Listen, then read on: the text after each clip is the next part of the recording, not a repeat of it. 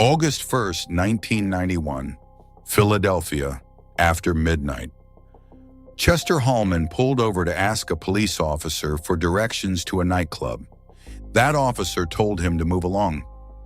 5 minutes later, that same officer pulled Chester over with his gun drawn. Chester had no criminal record. He'd done nothing wrong. But by morning, he was charged with murder. The real killer, still free. The evidence that could save him, hidden by police. Chester Hollman would spend the next 28 years fighting to prove what he knew from day one. He was just in the wrong place, at the wrong time. Chester Hollman was 21 years old in 1991. He was born and raised in Philadelphia.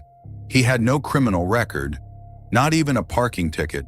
He worked a regular job, stayed out of trouble, lived with his family. On the night of August 1st, he wasn't looking for problems. He was just trying to find a club called Impulse with his friend, Deirdre Jones. They were driving through North Philadelphia around 12:30 a.m. when they realized they were lost. So Chester did what any responsible person would do. He pulled over and asked a police officer for directions. That officer was at the scene of a crime. A murder had just happened nearby. A man named University of Pennsylvania student Tai Jung-ho had been shot and killed during an attempted carjacking. The officer told Chester to move along. Chester did exactly that. He never imagined that 5 minutes later, his entire life would be destroyed. Chester and Deirdre drove less than a mile when suddenly, police cars surrounded them. Officers jumped out with guns drawn, screaming commands. Chester was confused, terrified. He had no idea what was happening. Within minutes, both he and Deirdre were in handcuffs. The police told them they were suspects in the murder of Tai Jung-ho. Chester couldn't believe it. He tried to explain. He just asked for directions. He hadn't done anything. He didn't even know a crime had happened. But the police weren't listening. By the next morning, Chester Hollman was formally charged with murder. The evidence against him? Nothing. No fingerprints, no DNA, no murder weapon, no motive. Just the word of a few witnesses, who the police would pressure into lying. Here's what actually happened the night Tai Jung-ho was murdered. Tai Jung was a 23-year-old graduate student at the University of Pennsylvania. He was walking to his car around midnight when two men approached him, attempted to rob him, and shot him. Witnesses at the scene saw two black men fleeing in a car. That's all police had. A vague description, no names, no clear vehicle details. So when Chester Hollman and Deirdre Jones happened to drive through the area minutes later, the police saw an opportunity. Two black people in a car, close to the crime scene. That was enough. But there was a problem. Chester and Deirdre didn't match the description. The car they were driving didn't match the getaway car, and they had no connection to the crime whatsoever. So how did Chester end up convicted? The answer is simple. Police and prosecutors built a case on lies.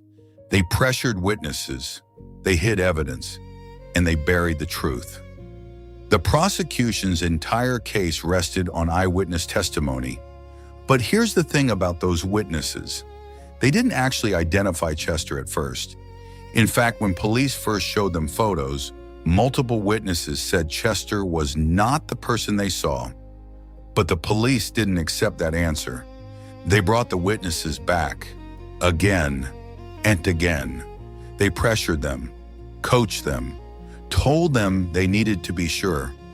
Eventually, some of the witnesses changed their stories.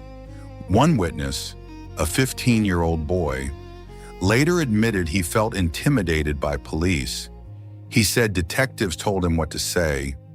Another witness said police made him feel like he'd be in trouble if he didn't identify someone. This is a tactic that's been used in wrongful convictions for decades. It's called witness contamination, and it's devastatingly effective. By the time Chester's trial began in 1992, the prosecution had enough testimony to convince a jury. Never mind that it was all built on pressure and manipulation. Never mind that there was zero physical evidence. Chester Hollman was convicted of second-degree murder and sentenced to life in prison. He was 22 years old. But here's what makes Chester's case even worse. The police didn't just manipulate witnesses, they actively hid evidence that pointed to other suspects. Years later, Chester's lawyers discovered something shocking. On the night of the murder, multiple witnesses described seeing a man named Vincent Martell near the crime scene. Martell was a known violent offender. He matched the actual description of the shooter, and he was in the area at the exact time of the murder. Police interviewed him. They knew about him, but they never told Chester's defense team. They buried that information. Why? Because they'd already decided Chester was guilty, and anything that contradicted that story was a problem. This is called a Brady violation. Prosecutors are legally required to share evidence that could help the defense. Hiding it is unconstitutional, but it happens all the time. And in Chester's case, it cost him nearly 3 decades of his life. If this story is making you angry, you're not alone. Wrongful convictions happen more often than you think. Subscribe so you don't miss the next case. And stick around because Chester's fight for freedom is just getting started. Imagine being 22 years old, knowing you're innocent, and being told you'll spend the rest of your life in prison. That was Chester's reality. For years, he tried to appeal his conviction. He wrote letters. He filed motions. He begged lawyers to look at his case. But the system didn't care. Appeals were denied. His case was considered closed. Meanwhile, Chester was locked in a maximum security prison, surrounded by people who'd actually committed crimes. He missed his family. He missed his freedom. He missed his life. But he never gave up. He spent hours in the prison library, reading legal books, teaching himself the law. He became what's called a jailhouse lawyer, someone who studies law while incarcerated to fight their own case. Chester refused to let the system break him, and in 2014, something finally changed. In 2014, the Pennsylvania Innocence Project took on Chester's case. The Innocence Project is a nonprofit organization that works to exonerate wrongfully convicted people. They've freed hundreds of innocent men and women across the country. When they looked at Chester's case, they saw exactly what he'd been saying for over 2 decades. The evidence was garbage. The witnesses had been coerced, and the police had hidden critical information. The Innocence Project's lawyers began digging deeper. They re-interviewed witnesses. They uncovered documents that had been buried. They exposed the misconduct. And what they found was damning. Multiple witnesses admitted they'd been pressured by police. One witness recanted entirely, saying he'd lied because detectives told him to. The lawyers also uncovered more evidence pointing to Vincent Martell, the alternate suspect police had ignored.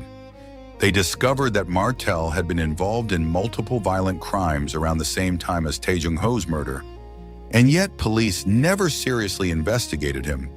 By 2019, the evidence was overwhelming. Chester Hollman had been wrongfully convicted. On March 14, 2019, after 28 years in prison, Chester walked out of court a free man. He was 49 years old. When Chester was released, he stood outside the courtroom surrounded by family, lawyers, and supporters. Reporters asked him how he felt. He said he felt grateful, relieved, but also angry because 28 years of his life had been stolen, and no amount of freedom could give that back. He'd missed weddings, birthdays, funerals, the chance to have a family of his own. His mother had fought for his release for nearly 3 decades. She never stopped believing in him, but some of his family members didn't live to see him freed. That's the reality of wrongful convictions. Even when justice is served, the damage can never be fully undone. Chester later said in an interview, "I'm not bitter, I'm grateful to be free, but I want people to know this happens, and it's still happening." Chester's case isn't unique. It's part of a much bigger problem. According to the National Registry of Exonerations, there have been over 3,000 exonerations in the United States since 1989. That's 3,000 innocent people who were convicted of crimes they didn't commit. And those are just the ones who were eventually freed. How many more are still behind bars? The leading causes of wrongful convictions are the same issues we saw in Chester's case: mistaken eyewitness testimony, police misconduct, prosecutorial misconduct, inadequate defense, and in many cases, the system resists admitting its mistakes. Because admitting a wrongful conviction means admitting failure. It means someone has to be held accountable, and too often no one is. The prosecutors who hid evidence in Chester's case, they faced no consequences. The police who coerced witnesses, no punishment. Chester was freed, but the system that destroyed his life is still in place. So where is Chester Hollman today? After his release in 2019, Chester had to rebuild his entire life from scratch. He was 49 years old, stepping into a world that had completely changed while he was locked away. Technology, social media, the internet, all of it was new to him. He had no job, no savings, no work experience outside of prison labor. Starting over at 49 is hard enough. Starting over after 28 years of wrongful imprisonment is almost impossible. But Chester didn't let that stop him. He became an advocate for criminal justice reform. He started speaking at events, sharing his story, pushing for changes to prevent what happened to him from happening to others. He also filed a lawsuit against the city of Philadelphia for his wrongful conviction. In 2021, the city settled with Chester for an undisclosed amount. While no amount of money can replace 28 years, it was at least some acknowledgement of the injustice he suffered. Chester has said he's focused on living the life he was denied for so long, spending time with family, experiencing freedom, finding peace, but he's also committed to making sure people know his story, because if people don't know how broken the system is, nothing will change. Chester's story forces us to ask uncomfortable questions. How many other innocent people are sitting in prison right now? How many were convicted based on coerced testimony, hidden evidence, or outright lies? And what are we doing to fix it? The criminal justice system is supposed to protect the innocent and punish the guilty.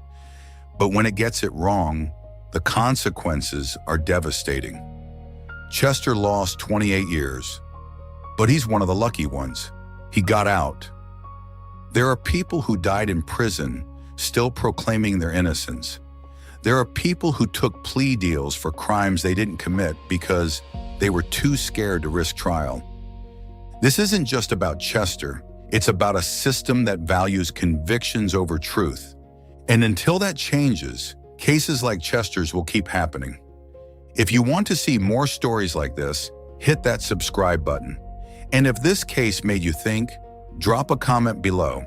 Should the officers and prosecutors who wrongfully convicted Chester face consequences? Let me know what you think. Chester Hollman's case is a reminder that being in the wrong place at the wrong time can cost you everything. He didn't commit a crime. He didn't hurt anyone. He simply asked for directions. And for that, he lost 28 years of his life. But his story is also a reminder that the truth matters, and that fighting for justice, even when the system is stacked against you, is worth it. Chester never gave up, and because of that, he's free today. His case exposed corruption. It showed the flaws in eyewitness testimony, and it proved that wrongful convictions are not rare exceptions. They're a systemic problem. So the next time you hear about someone being convicted, remember Chester's story. Remember that not everyone behind bars belongs there, And remember that justice isn't just about punishing the guilty, it's about protecting the innocent. Chester Hollman was innocent, and it took 28 years for the system to admit it. Thanks for watching. If this story hits you, please like this video and share it. These cases need to be heard. Subscribe for more wrongful conviction stories, and I'll see you in the next one.